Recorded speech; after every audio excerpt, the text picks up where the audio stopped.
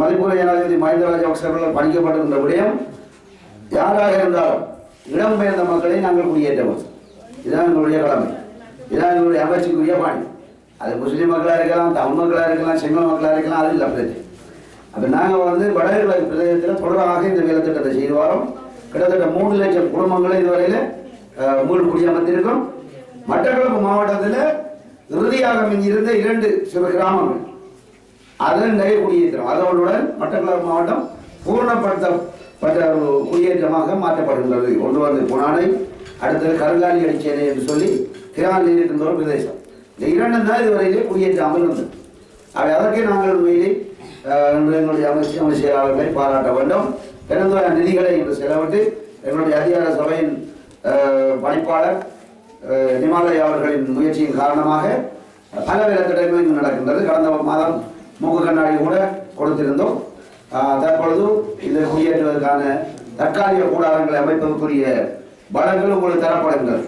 அது மாத்திரமல்ல, உங்களுக்கு நிரந்தர வீடுகளை தருவதற்கும் நான் திட்டமிட்டிருக்கின்றேன். என்றால் எங்களுடைய அமைச்சின் ஊடாக கிட்டத்தட்ட 200 வீடுகள் மட்டக்களப்பு மாவட்டத்துக்கு வருகின்றது. வருகின்ற பொழுதும் உங்களுக்கு தான் அதில் முன்னுரிமை அளிக்கப்படும். ஏற்கனவே இந்திய அரசாங்கத்தினால் வழங்கப்பட்ட வீடுகள் கட்டப்பட்டு கொண்டிருக்கின்றது. அதில் நான் இந்த கிராமம் உள்ளடங்கப்படவில்லை என்று என்ன உள்ளடங்கி அப்போ இது உள்ளடங்கப்படலை. ஏன்னா இப்போ குடியேற்ற காரணத்தால் அப்போ இனிவார வீடுகள் உங்களுக்கு நாங்கள் அதில் பெற்றுத்தரோம். அப்போ அதில் நீங்கள் கவலைப்பட தேவையில்லை. ஆனால் நீங்கள் நிரந்தரமாக கட்டி எல்லாரும் வரும். வராமல் ஒரு இடத்திலிருந்து கொண்டு நாம் எல்லாம் செய்யலாமான்னா ஒன்றும் செய்ய மாட்டோம்.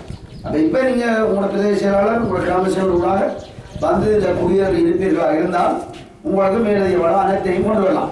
சரி, டொய்லெட் வசதியும் தரலாம். இந்த நாங்கள் டொய்லெட்டும் உங்களுக்கு பண்ணியிருக்கோம் மட்டக்களப்பு மாவட்டத்துக்கு கட்டுறதுக்காக. அதில் பாடுவதிலும் உங்களுக்கு தான் முன்னுரிமை அளிக்கப்படும்.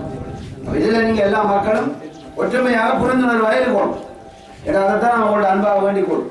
ஏன்னா இப்போ இலங்கை என்ற நாடு உங்களுக்கு தெரியும், இன்றைக்கு ஒரு அமைதியான முறையில் சிறந்த முறையில் இன்றைக்கு நாங்கள் எல்லா மக்களும் வாழ்ந்து கொண்டிருக்கோம். எல்லா பிரதேசங்களையும் இன்றைக்கு மட்டக்களப்பு மாவட்டம் எவ்வளோ முன்னேற்றத்தில் இருக்கு. மட்டக்களப்பு மாவட்டமும் 3வது வாழ்கிற ஒரு மாவட்டம். தமிழ் மக்கள் முதலாவது வாழ்கிறாங்க, 2வது முஸ்லீம் மக்கள், 3வது சிங்கள மக்கள் சேர்ந்து வாழ்கிறாங்க. அதே போல் கிழக்கு மாவட்டமும் 3இடமும் சரியாக வாழுது. அப்போ எங்களுக்குள்ள மனக்குறதங்கள் இல்லாமல் சிறந்த முறையில் எல்லாரும் ஒற்றுமையாக நாங்கள் வாழ்றோம்ன்றது தான் உங்கள்கிட்ட அன்பாக கேட்டுக்கொள்கின்ற விடயம். ஆகவே இதில் நீங்கள் எல்லாரும் கவனம் எடுப்பீங்கன்ற நம்பிக்கை இருக்கு. அதே போல் தொடர்ந்து உங்களுக்கு அரசாங்கம் பல சேவைகள் ஆற்றும். அதே மாதிரி நீங்களும் உங்களோட ஒத்துழைப்புகளை அரசாங்கத்தின் உங்களோட பலங்களை நீங்கள் காட்டப்படாமல் வளங்களை கொண்டு வரதுக்கான வாய்ப்புகள் உங்களுக்கு இவ்வளவு நான் பேர் குறிப்பிடலான்னு இப்போ யோசிப்பார். அவரும் எனக்கு இதில் பூர்ண ஒத்துழைப்பு வழங்கியவர். இந்த குடியேற்றங்களை செய்யறதுக்காக எங்களுடைய பாராளுமன்ற உறுப்பினர் மருத்துவ யோசியா வந்திருக்கார். உண்மையிலே இன்றைக்கு அவரை பாராட்ட வேண்டும் அவர் இருந்ததுக்காக. அதே போன்று எல்லாரும் சேர்ந்து உங்களோட குடியேற்றத்துக்காக நாங்கள் பல திட்டம் போட்டிருக்கோம். உங்களோட வளங்களையும் கொண்டு வரதுக்காக பல முயற்சிகளை மேற்கொண்டிருக்கோம். ஆகவே அதுகள் உங்களுக்கு சேரும் என்பதை நான் உங்களிடத்திலே கூறிக்கொள்கின்றேன். ஒரு சிறந்த கிராமமாக இந்த கிராமத்தை நாங்கள் மாற்ற வேண்டும் என்பதுதான் என்னுடைய நோக்கம்.